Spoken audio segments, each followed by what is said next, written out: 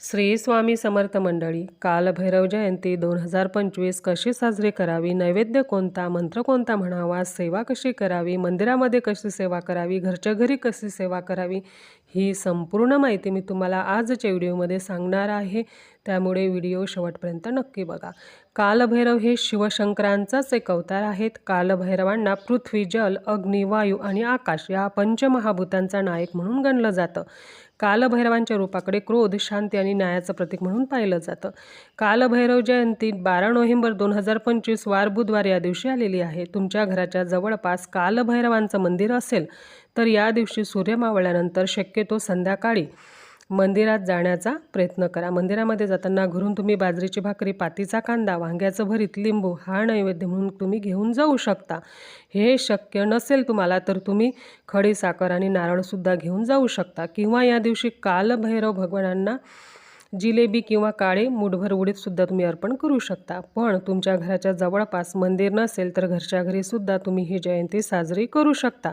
बघा, कालभैरव भगवान हे शिवशंकरांचंच एक रूप आहेत आणि आपल्या प्रत्येकाच्या देवघरामध्ये शिवलिंग तर असतं।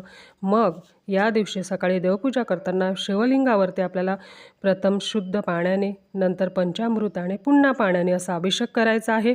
शिवलिंगालाच भगवान कालभैरवनाथ समजून त्यांनाच आपल्याला बाजरीची भाकरी, वांग्याचं भरीत, पातीचा कांदा आणि लिंबू हा नैवेद्य दाखवायचा आहे। आता हा नैवेद्य जर तुम्हाला तुमच्या घराच्या आजूबाजूला कुठे काळा कुत्रा मिळाला तर त्या काळ्या कुत्र्याला हा नैवेद्य तुम्ही खाऊ घालू शकता। कारण काळा श्वान हा भगवान कालभैरवनाथांचे वाहन आहे। किंवा इतर कुठल्याही कुत्र्याला तुम्ही हा नैवेद्य खाऊ घालू शकता।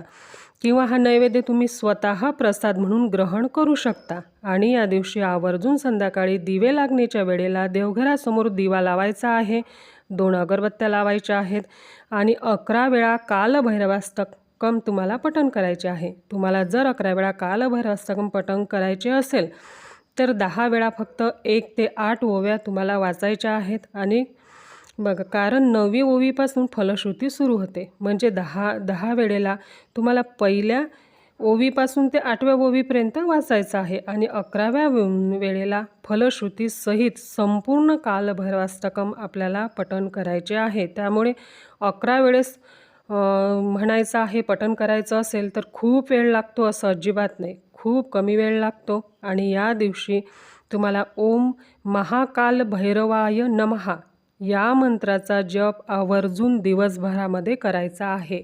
श्री स्वामी समर्थ। धन्यवाद।